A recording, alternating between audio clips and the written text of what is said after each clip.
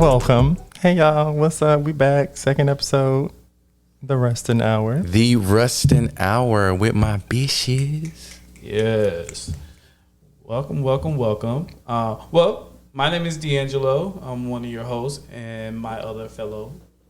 See, he said one of his hosts and the other. Thank you. Okay, my name is Gerald. Yes, and my name is William Brito, and as a reminder, I am the community coordinator, community mobilization coordinator, of He Is Valuable Incorporated, which is sponsoring this beautiful podcast that we are bringing to you all bi-weekly. Yes, every other week. You're gonna. And what are you, D'Angelo? Yeah, so I am the Director of Services and Advocacy. And who are you, Gerald, and what do you do? I am the community support coordinator. Okay, beautiful. And that's just that on that. Beautiful. Period. All right. So, first of all, welcome again, and shout out to Bear Rustin. We will always lift his name on this podcast. Let's get into some topics. First of all, how was your week this week? How was your weeks? The weekend was amazing. I was in Arizona, and it was hot as fuck. I think the devil lives there. I'm pretty sure he just pulled up a tent. And Not the devil lives there. No, you for stupid. real. It's hot as fuck. And her name is Megan McCain. How was your week? I'm joking. Will. But my week was pretty good. My weekend was pretty good. I'm not going to say I chilled and relaxed at the house because I did not. I was out in these streets. The streets was calling. So, baby, well. Pussy popping. We are outside and all those things. So, yeah, Memorial Day weekend was pretty good. I avoided all of the crowds of the girls who don't live in Atlanta. And I think I did a pretty good job ducking and dodging. Yeah, I did too. I mostly hang out with locals. And then my mom and my... Shout out to Keisha. Yes, Keisha came in town with my stepfather. And I thought you was hanging with the mayor. I was about to say, No. bitch, what you doing hanging with the mayor? It's my fault. No, not that Keisha. So I had a good weekend. It was really good. And it's also, too, you got to be careful because being an Atlanta resident, I was almost at native, but I'm definitely not a native of Atlanta. I'm a resident. When you have big events like this and the girls come down, you end up finding somebody, they're wonderful, and then the next thing you know, they're on the flight back home.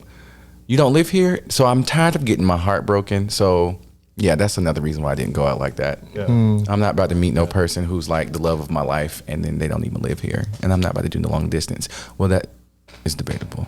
Oh, depends on the person? It depends on the person. It depends on the distance. Oh, okay. If it's 3 hours or less, I can do that. Just pull up. Pull up, okay? But if we start approaching the 4 hour plus mark, I don't know. Take a flight. No. You can, I'm not taking flights every You're weekend. not taking, well. We got to build this relationship. Well. Yeah. I agree with that. That's why I don't do long distance relationships either. Those are so difficult. You have to maintain that communication, and you don't know what they're doing up there. They don't know what you're doing down here. It's just... My first boyfriend was long distance, Yeah. but that was my first boyfriend, so. Those don't usually matter. No, it did not. I'm joking. Wow. I mean- Considering I have never had a boyfriend, so I guess when I get one, that one really won't matter. It's different when you're like 15 and you got a first boyfriend. Oh, okay. Right. So we're factoring the age. Yes. Okay, most mature definitely. levels. Okay, I can rock with that It's one. different when you met your boyfriend on Tagged or Black Gay Chat. You know, and I think it was tagged. It was tagged. Yeah. But We ain't gonna go into No, those conversations. okay, what we talking about That's today? a topic for another time. A great topic for another time. The evolution of dating apps, and Jesus. Go back to BGC. let me write that in the notes. So tonight we're gonna talk about a few topics. One, there was some stuff that happened this week that I felt was necessary to bring up, and particularly.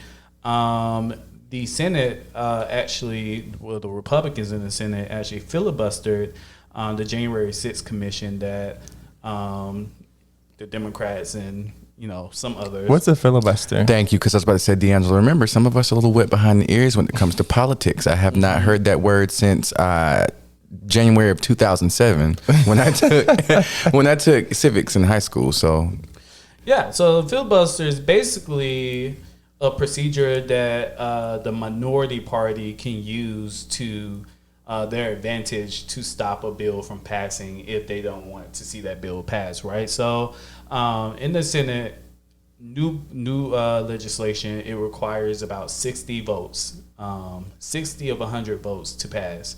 So if your party does not have the 60 vote, you don't have 60 senators, say the Democrats, if they don't have 60 senators, then they have to get some of the Republicans to cross over to support their bills. crossover, not corrupt. Crossover. To cross over to vote for whatever policies or legislation that they want to pass. So with this situation that just happened, there's this January 6th commission that they've been trying to get through, but they didn't have the 60 votes necessary. They only had about 50, including Kamala Harris. And what is this commission for, D'Angelo? So it would investigate, and we could talk about this. January 6th. Yes, it would investigate the January 6th insurrection on our government. First of all, how did you guys feel? Do y'all recall your feelings and the things that you were going through that day? Yeah.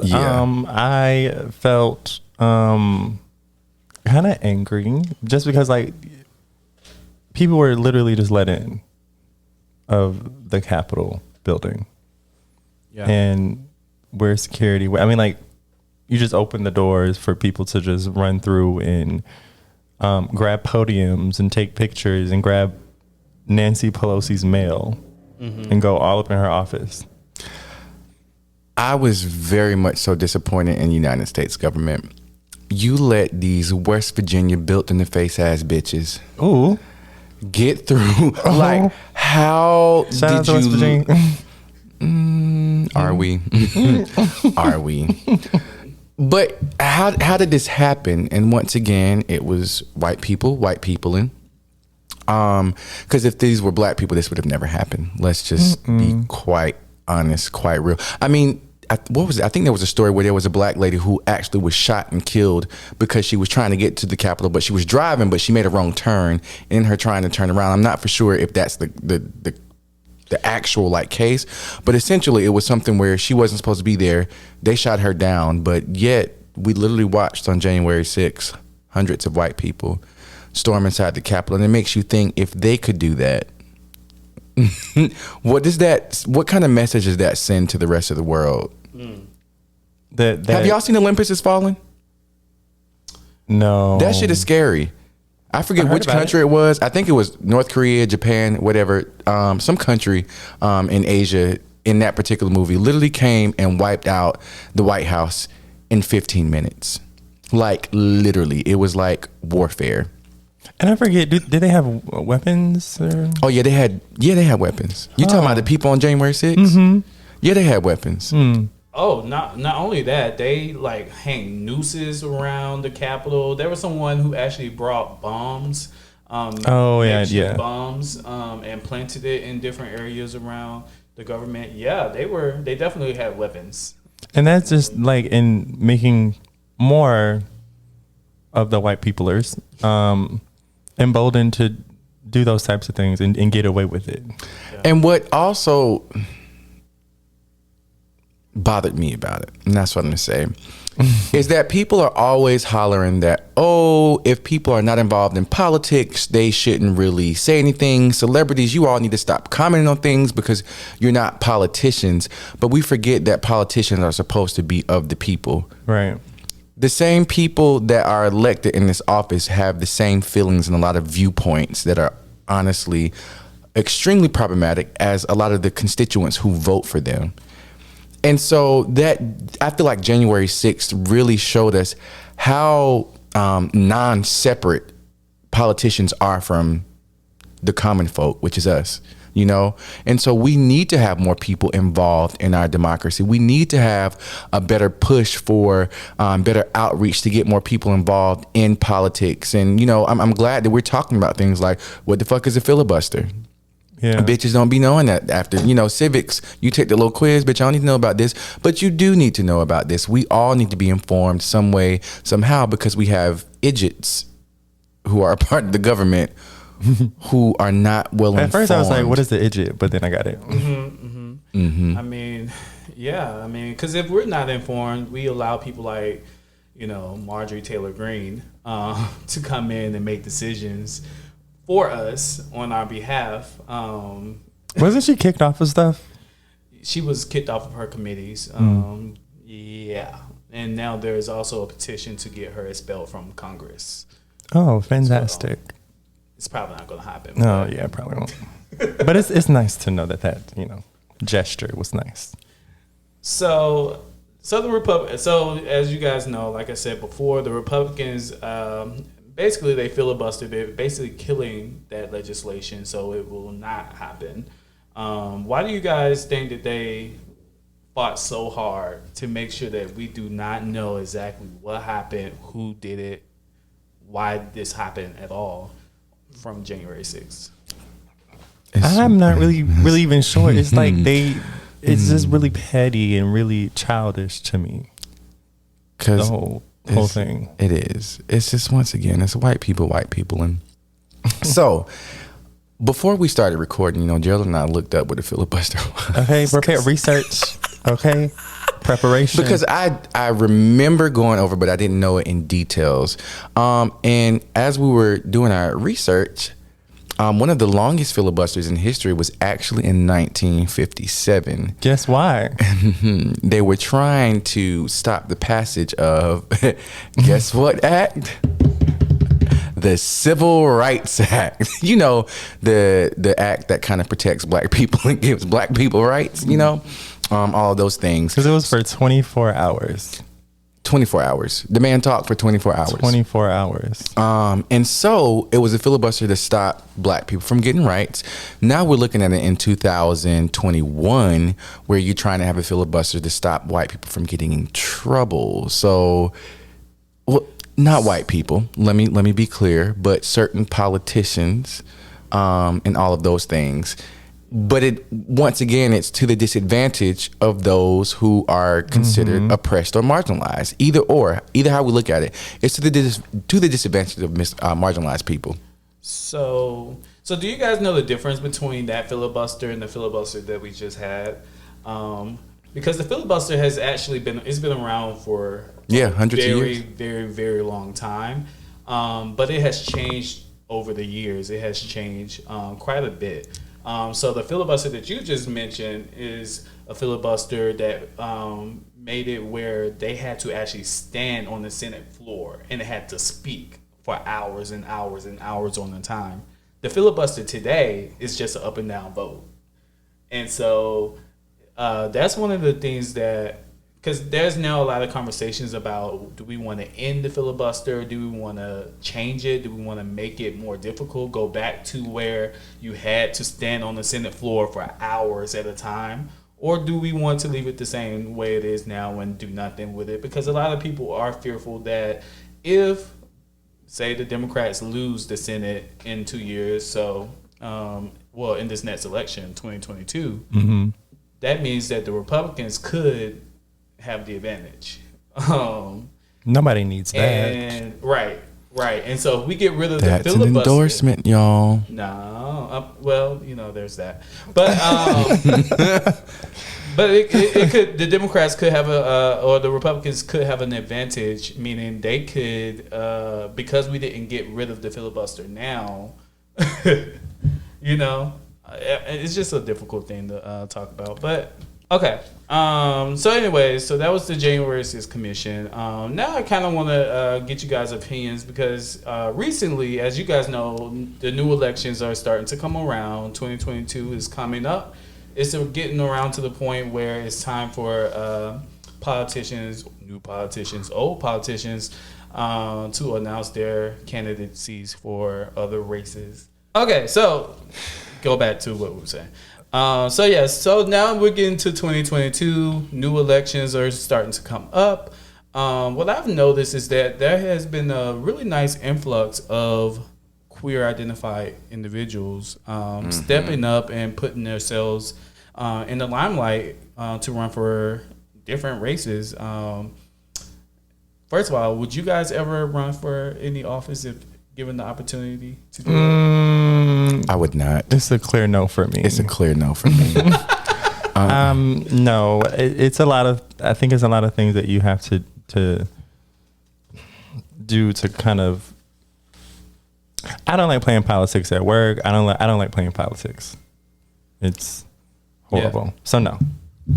I just feel like, and first off, I admire the new age politicians. And when I say new age politicians, meaning folks who are running for office who traditionally would not have been elected or would not have even been thought about to run for office. You know, this is what we need. We want to get away from older white folks running. That's not to say that older white people cannot run for office. That's not what we're saying here. But it's time to spice up our politics so that it reflects what our country actually looks like, you know? And so I admire that. But I think there's a certain level of changing the system, but also playing the system as you're doing it. And I don't have time to play the system. And I feel like our generation, like folks who are coming in, these young politicians who fall into marginalized or underrepresented identities, they are changing that narrative. So what I would do is I would cheer you on, and I would be the educator in the community to let folks know to vote, why politics need to change and this and that. But as far as actually serving and sitting in office, I don't even think, first off, I don't even know where to begin with fundraising. Just the fundraising and it's a whole situation. It is a lot. I'll donate though. I'll send you my money. Yeah. Well, would you? For me, it depends on how many coins I got. Let's be realistic. And I think that's an interesting topic too, like the expectation of, you know, people from low socioeconomic status to donate. Like, what does that look like? Yeah. Baby, I'm already out here struggling.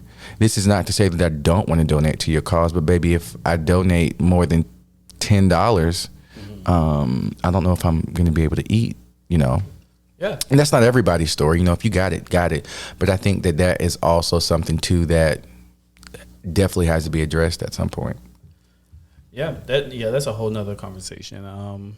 Talking about the way campaigns are funded, ways that we can do better about doing that. To get a lot of the deep and dark money out of politics. Yeah. So there we already have quite a few. Wait, would you run for politics? Oh, would you run for politics or run for office? You know what I meant. Okay.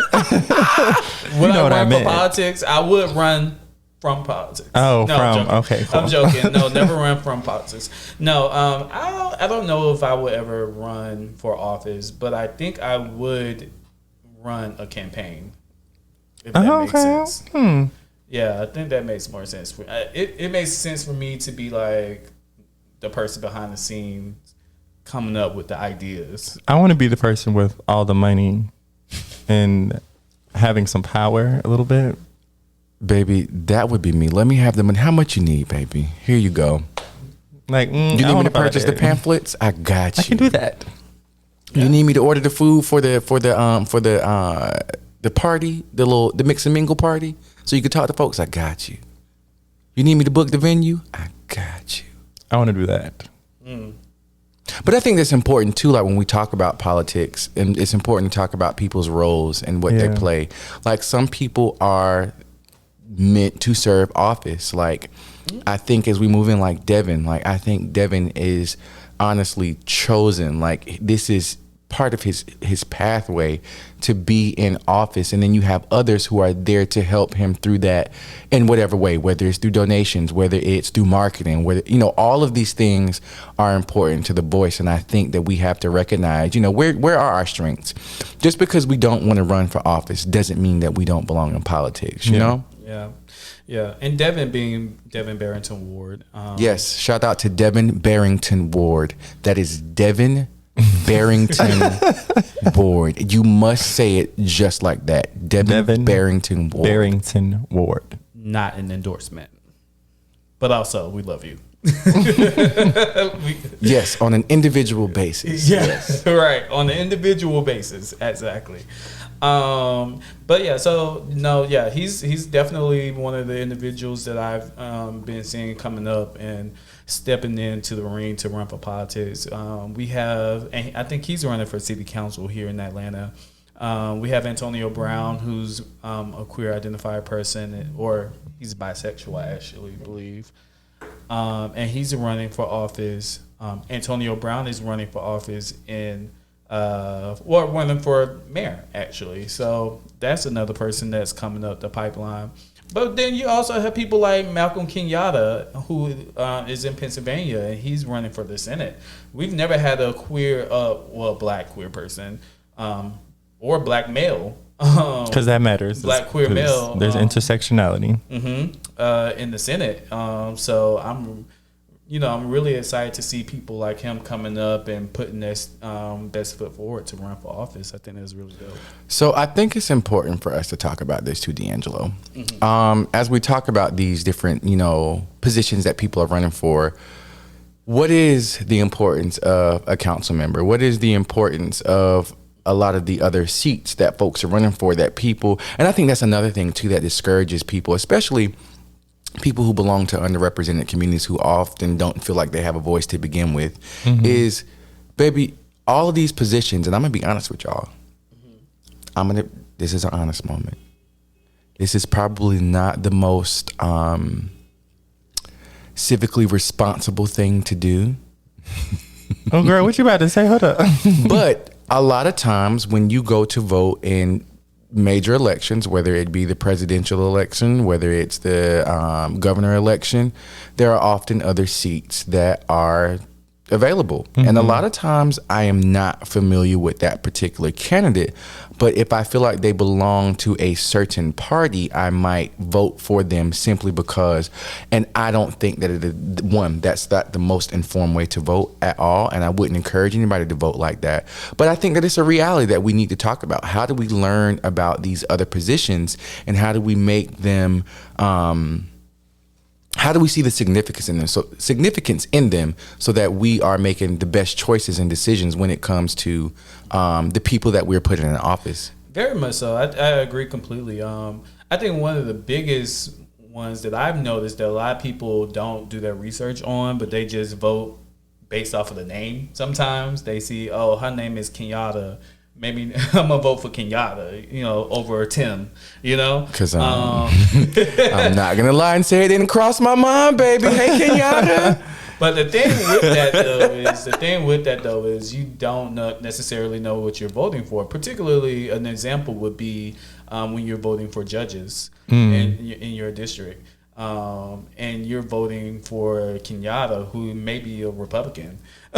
Who's into locking niggas up. Right. But you didn't do that research. I mean, she could I'm be. sorry, it's a delay. Who's into locking niggas up? I'm just saying.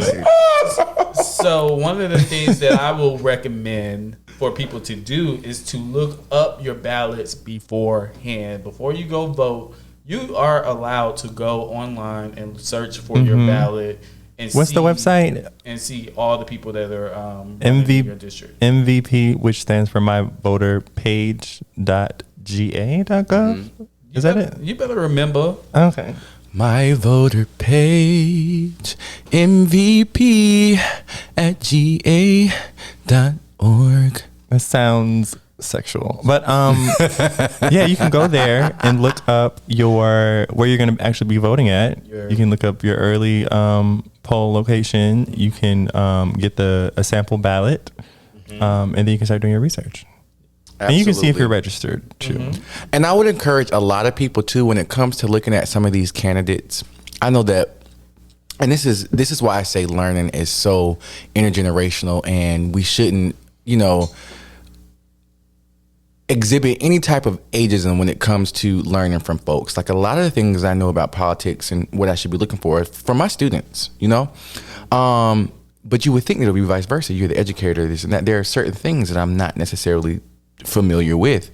And so one of the things that they said is really important to look at is how they vote on certain issues, which doesn't cross my mind immediately. It's okay, what have you done? You know, what have you done for the community versus how did you vote on this particular issue? Exactly. Because how you voted on a particular issue kind of informs me, okay, who you are at the core. Because you can say anything, but it's about your actions. Is that absolutely? There's a lot of different things. You can look at that, how people voted. You can look at who they're getting their money from, where who's funding their campaigns. Where's the influence? Yes. You can look at who's endorsing their campaign.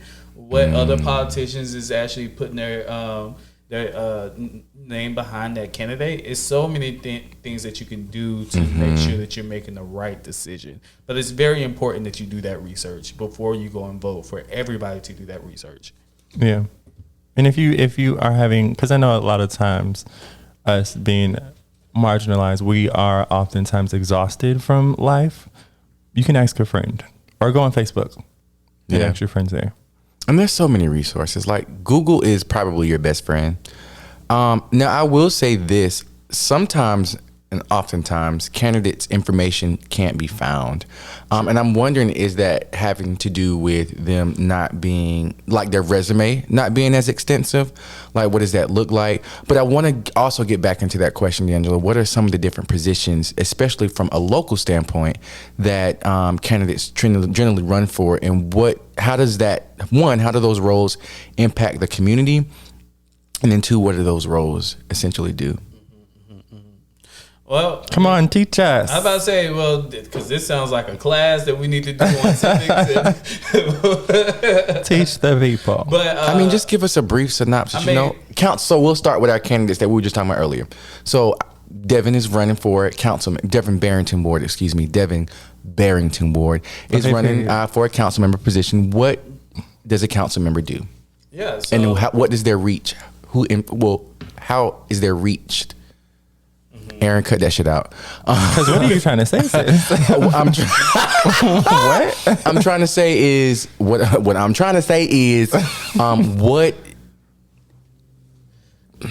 how far does their reach go? That's what I'm saying. Oh, okay.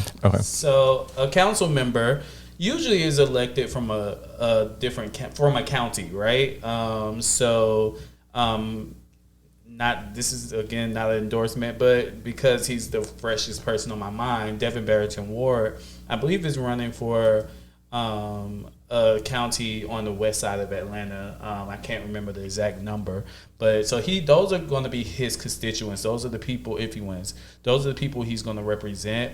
All the bills and things that he proposes on the city council would be to represent for those people, but for all people in the city, obviously, but specifically for those people. So it's important that because when you talk about infrastructure bills or any bills that deals with housing, local things that's going on in your community, we're talking about very, very local. That's your neighborhood, the people, your neighbors, the people across the street from you. He's dealing with those type of bills, those type of policies. So it's important that you vote for him because he is really the closest person to you, the closest politician you have that represents you. And directly affects you. Yeah. So very, very, very important. And then you go into the mayor. You obviously know the mayor is the mayor of the entire city. And so they make decisions for everybody. You guys know Keisha Lance Bottom. She was very involved in, the housing stuff here in Atlanta. She was very involved in keeping the airport under the jurisdiction of Atlanta. So things like that the mayor can do. Then you go to people like your congressmen, your senators, all these other people. It goes up and up and up, all the way until it gets to the White House. We can definitely We can have over a the whole course, nother. over Yeah. the course of this podcast. They need to call it the Black House. Over the course of this It was built by slaves. podcast, we can definitely have conversations about all of these positions, what they do, why they're important. But I do want, like I said, noted earlier, I do want to make a special shout out or make a very fine point on voting for judges. Because that's the position that I've noticed the most that people tend to not know anything about. Yes, God. So, I didn't even think about that. yeah. It's a black lady courtroom. Hey, A black lady courtroom. Shout out to a black lady sketch show.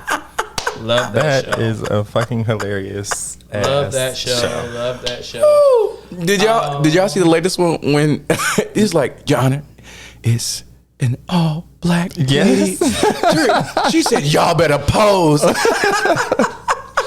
Shout out to them. Do you know there is? I don't know where. DeKalb County. I think it was in DeKalb County. Where all of Black lady. We're black. Yeah. Yes. But that I have some reservation about that because DeKalb County is also where a lot of shit be happening and be black.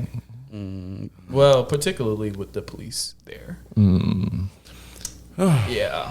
Well, On to the next song jam. That can be a future subject. Policing in marginalized communities. It's a black lady courtroom. A black lady courtroom. okay. So I do want to mention because there's quite a few celebrities, and you mentioned this earlier. Celebrities, getting involved in politics, and particularly people who don't really know what they're talking about. But there are a few celebrities that have been throwing their hats in the ring. One that is for me very weird because I would typically support someone like this person, but her politics. Her as a person. So I'm talking about Caitlyn Jenner. Her as a person too. Her as, Womp womp womp womp. There are so many reasons why I don't support her. As a trans person, I would. But she's not a good advocate for the trans community. Exactly. So Not at all. And that's why I said I wouldn't support her politics.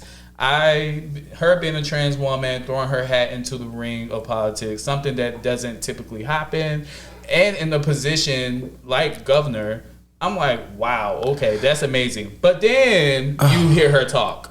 But because it's also she comes from a different type of privilege that too. many trans women what's do the not get to privilege? What's the experience. privilege? Call it out. What's the privilege? I mean, she's basically a Kardashian.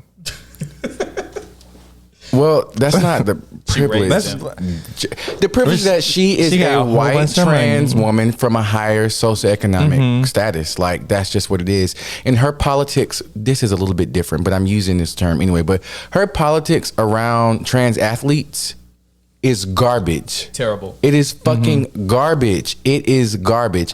And I think that's just one of the issues that I have with Miss Caitlyn Jenner. The governor of Florida has signed a bill recently. I actually think yesterday or today, basically making it illegal for trans people to participate in sports with Her cisgender counterparts. Yeah. So the funny thing is about that is there is no actual proven research that trans athletes have a better advantage because there's so many variables. If you look at all the research that has been done on trans athletes and cisgender athletes and all of those things, there are no conclusive there's no conclusion on it. There's no conclusiveness. And so once again, it is people living in fear and justifying it with science that is Neolithic. Yeah. Oop. Okay, what does Neolithic mean? I'm about to look that up. I don't remember. So It's just the first word that came out of my mouth. Okay. All right. So obviously, Caitlyn is running for governor of California. California. But here locally, we have our own situation brewing with a politician who is The Stone Age. I knew it. It was one of them ages. It was the Stone Age, Neolithic. Relating to or denoting the latter part of the Stone Age, when ground or polished stone weapons and implements prevailed. It's old. Oh, thank you for that. So Herschel Walker, who was a pretty big time football player, is now looking to run for governor here in Georgia. What's his name? Herschel Walker. He's running on, as a Republican with the endorsement of Donald Trump. He's also... This motherfucker just won't leave. He's also a black man. He's a what? He's a black man.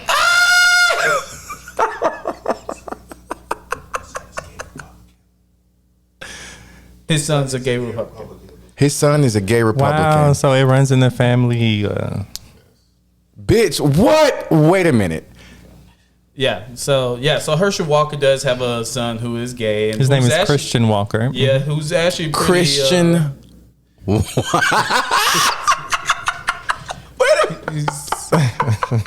is, Slap on the knee, Christian Walker. and if anybody have watched, and he's probably gonna, if he hears this, he's probably gonna read us for filth. Because he has a pretty, Herschel? No, Kristen. Nobody cares what Herschel says. Oh, at Never me. mind. Let me not say that. At the Twisted Leo at me. Mm-hmm. At just double underscore Will, okay? Let's get it. Okay. So, anyways, so for, he does have a gay son. So that's interesting. But yeah, he's running as a Republican here in Georgia. He actually technically does not even live in Georgia, technically. He actually lives in Texas. So he's like moving to Georgia or something like that? The idea is that he's going to move to Georgia to run for... To take it away from No. Stacey. What do you mean? He's running for Y'all, so I actually just realized who Christian is. I mean, I've seen his videos and stuff, Oh, yeah. but I didn't. I haven't. Let me look him up. He's I didn't realize that he was the son we were talking about. Oh, yeah. But wow, okay. He's interesting. And he got videos. Oh, him. Yes. Oh, my God, baby. He ain't about to read nobody. His old... Never mind. So anyways, Next case. so celebrities are jumping into the ring. Then there's also conversations about Matthew McConaughey running for governor of Texas. So Wait, fine ass Matthew McConaughey. Is he from Texas? Wait a minute, curly hair dude with the broad shoulders and the chiseled jawline. That Matthew McConaughey? Do y'all know about his political views at all? Don't, but he's fine. no, he hasn't been very he hasn't been very politically involved, I don't think, in the past. So this whole thing is kind of coming out of nowhere. Oh yes, baby, fine ass man. Woo! Yeah, so He fine. I just challenge people to remember Arnold Schwarzenegger. Mm-hmm. California. I'll be back. I just challenge you No, to you won't. remember that, and all the rest of you people remember Donald Trump, another celebrity who ran for Ronald Reagan was also president of the United States, and he was a Hollywood actor. So We saw how that went. It was very And similar. Donald to, Trump was a reality star. And we saw how that went. But they were very similar. Because if I'm not mistaken, if my research serves me correctly, Ronald Reagan was the first person to institute "Make America Great Again." That was his slogan. Well, Or was that Roosevelt? I know it was Trump's. I definitely think it was Or Reagan. 45, excuse me. I'm not saying his name. It's too late. You already said it. listen, Aaron, delete that. No, don't. yeah, but we just gotta be careful with these politicians, these celebrity politicians that we're trying to. Because Kanye West tried to run for president. Yeah. Just- And that was a no-go. You know, it's a no for me, dog. And I But think a lot of people did vote for him and write him in. People did. I'm gonna tell you why though. Oh, and this is a good conversation. The reason why people did that is because they do not trust American politics, and they do not trust American politics for a very good reason. True. And this is probably the most nonpartisan thing I'll say all season, is that whether it's the Democratic Party or the Republican Party, there's corruption that does not serve underrepresented people in so many ways. This is true. That's just the reality of it. America's rooted in racism, homophobia, misogyny, xenophobia. And a party doesn't separate that. Well, A party does not separate that. You So better say people that. voted for Kanye because they said, bitch, what else do I got to what else is my vote going in for? yeah. What else is my vote going in for? Yeah, but the issue though is the whole Trump shit from before that. You know, like That's why people voted for him. there's also the mental health problems, but he would start running around with Trump, and I damn sure can't trust. Right. And this is not an endorsement of any other candidates, but I can't trust Donald Trump. So he cut himself off at the heel right there for me. I'm good. I'm good on you. I'm good when I find out who his son was. So, But I will say I'm gonna give some props to somebody, and y'all probably not gonna like it. Is it Omarosa? I'm gonna give some props to Kanye's ex wife. Are they divorced? oh, Kim Kardashian. Kim Kardashian's West. because Excuse me. even through all the hate that she got for being involved with Donald Trump's administration and everything, it did seem like she genuinely was trying to find a way to help to end mass incarceration, get people out of prison. So I agree with you. I definitely agree to a certain extent. I think what did not help Kim is her chronic history of cultural appropriation. So I don't think that helped her, and we gotta kind of realize once you create a narrative for yourself, and I'm not saying that on an individual basis, but like just a societal basis, once you create a particular type of narrative that offends a group of people, no matter how hard you try to rectify that, it just doesn't work well. And I think unfortunately she faced the backlash of that. Yeah.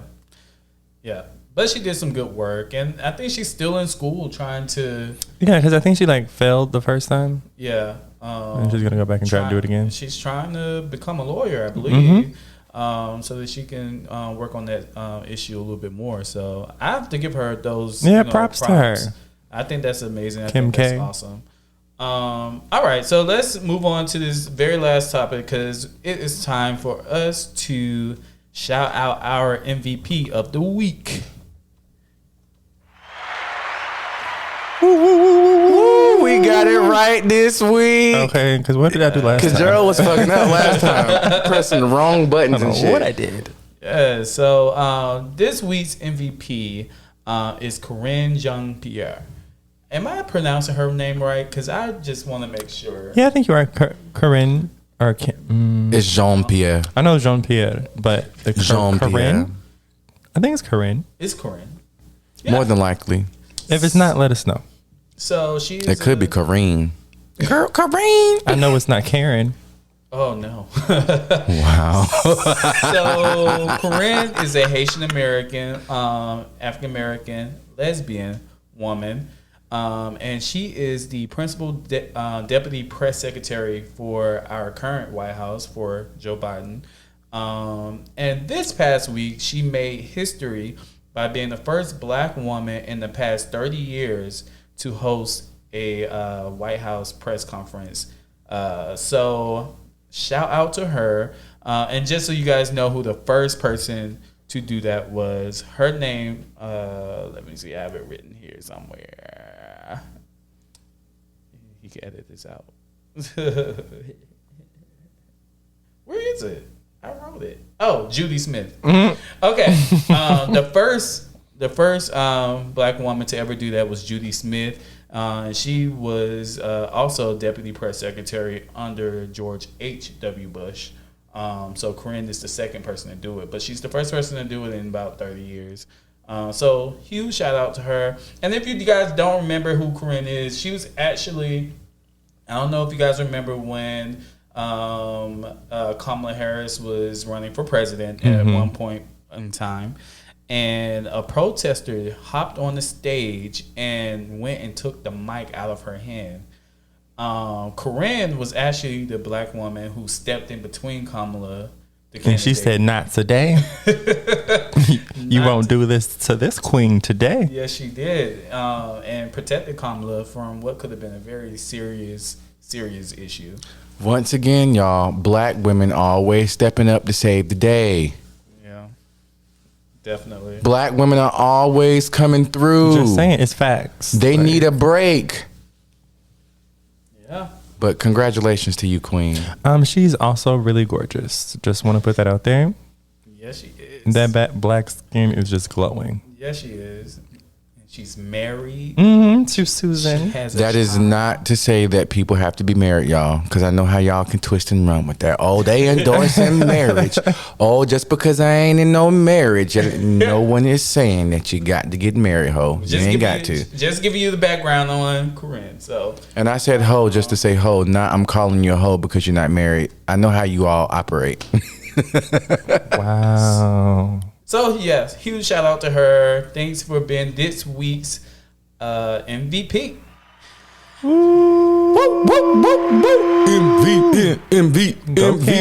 MVP. So that Jean-Pierre.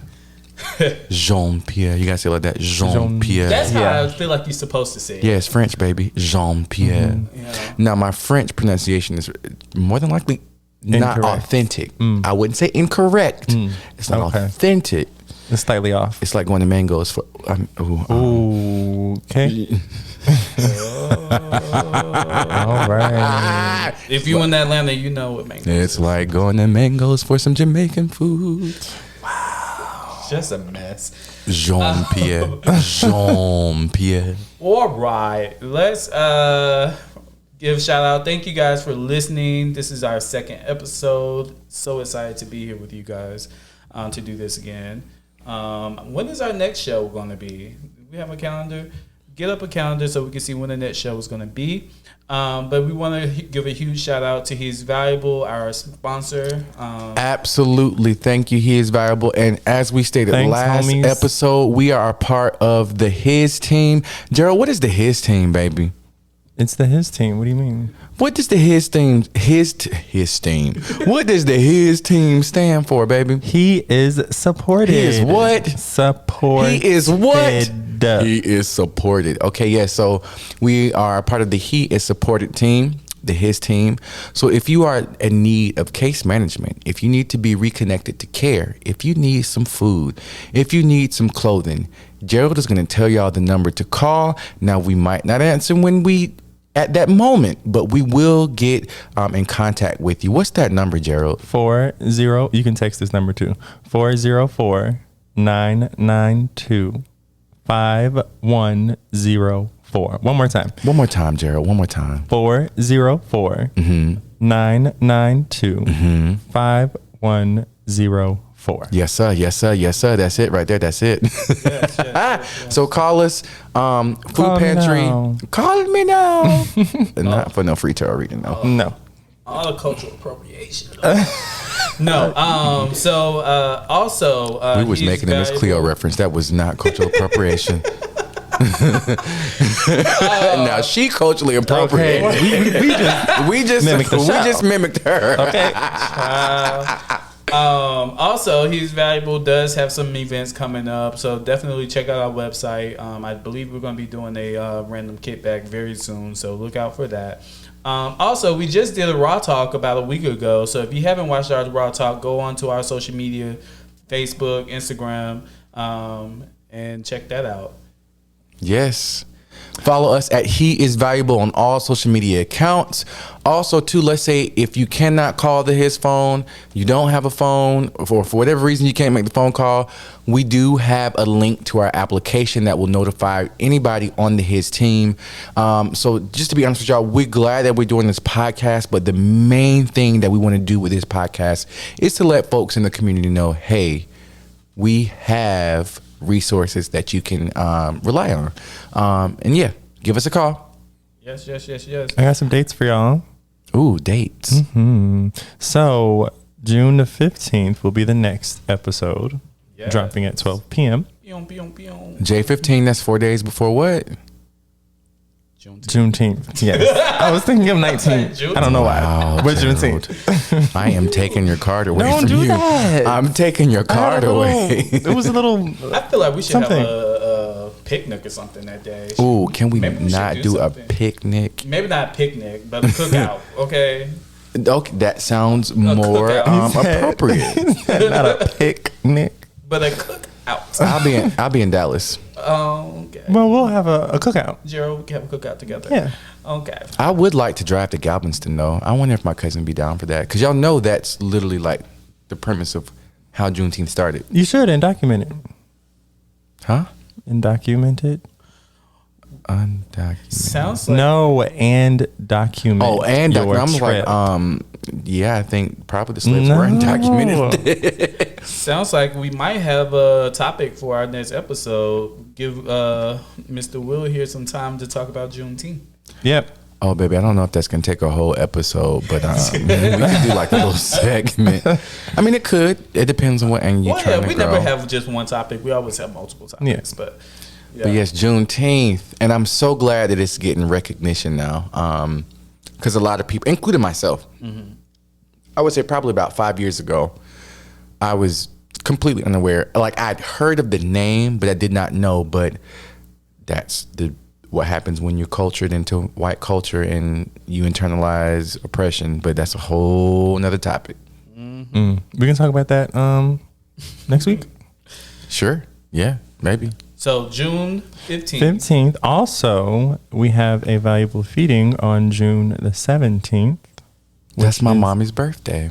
Oh, happy. Happy birthday. Well, Early birthday. happy birthday. No, Oh, just she 'cause celebrates all month, this- baby. So you could tell her happy birthday today. She'd be like, "Thank you, boo. Happy birthday, girl. Here go my cash app." Okay.